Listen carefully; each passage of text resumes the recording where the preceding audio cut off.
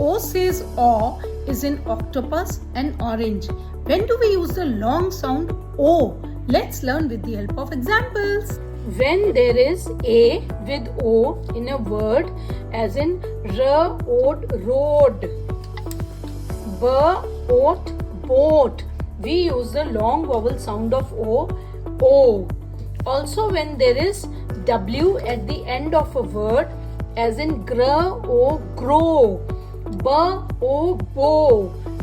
then also we use the long vowel sound of O.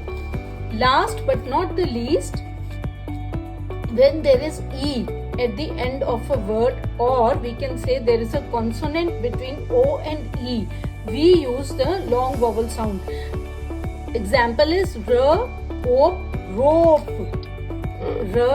rose, rose.